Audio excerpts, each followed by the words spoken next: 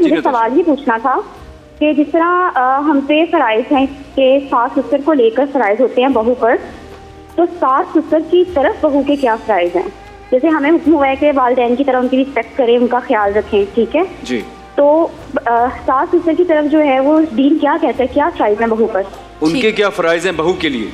नहीं, जी, इनके जी। क्या फराइज हैं? हाँ, सास ससुर के क्या सास फराइज ससुर हैं के लिए क्या बहू करना के लिए? चाहिए इनको भी?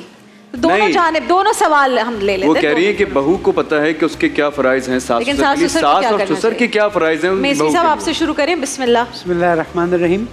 नए आने वाले उलमा आप को पेज सेट कर देते हैं ना, तो वो भी जरा कंफर्टेबल हो जाए। अर्ज ये करना है कि जुमे का दिन है तो असर का वक्त है, दुआ का वक्त जी, भी है, तो बिल्कुल। जो दुआ कर सके दुआ करें। इसलिए कि मेरा पाकिस्तान इस वक्त बड़ी मुश्किलात से गुजर रहा है और इंटरनेशनल माफिया इसके ख़िलाफ़ साजिश कर रही है। हम आते हैं इस बात की तरफ कि सास ससुर का क्या वजीफ़ा है बहू की तरफ। देखिए, वजीफ़ा उस वक्त समझ आएगा जब कॉन्सेप्ट क्लियर होगा। कॉन्सेप्ट क्या है कि ये बहू अब मेरे बेटे के ज़रिए मेरी आइंदा की नस्ल को आगे बढ़ाएगी। जी। तो जिस बेटी को कहीं से आप लेकर आए हैं, अब उसे आप अपनी बेटी समझिए और वही एहतराम दीजिए जो आप अपनी बेटी को देते रहें।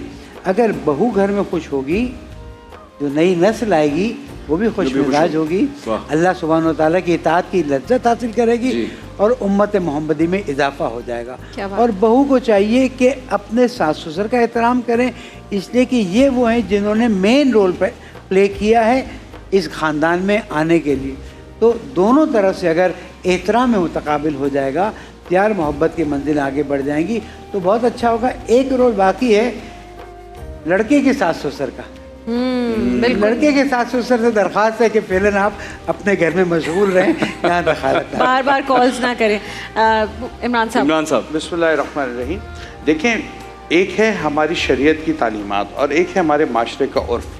तो हमें इन दोनों को अपने सामने रखना पड़ता है कि बाज़ जगह पर हमें लगता है कि शरीयत जो है वो हमारे लिए कुछ मामलात में नरमी पैदा कर रही है, लेकिन माशरे का उर्फ हमारी गिरफ्त कर रहा है। और कहीं हमें लगता है कि शरीयत ने हमारे लिए सख्ती की हुई है, लेकिन माशरा जो है वो उस मसले के अंदर हमारे लिए नरमी पैदा कर रहा है। ये एक ऐसा मामला है कि जिसमें हमें अगर शरीयत की तरफ देखते हैं तो हमें कुछ नरमी नज़र आती है। अच्छा। वो इस सेंस में नज़र आती है कि अगर कोई बहू अपने सास ससुर की खिदमत बजा तौर पर ना भी करे, या सास ससुर अपनी उस बहू को अपनी बेटी बज़ाहिर तस्लीम ना भी करें, तो ये बात शरीयत के लिए काबिल कबूल है, क्योंकि हमारी एक सेपरेट सिस्टम इस्लाम के अंदर मौजूद है कि शादी के बाद आप अलग कर दें।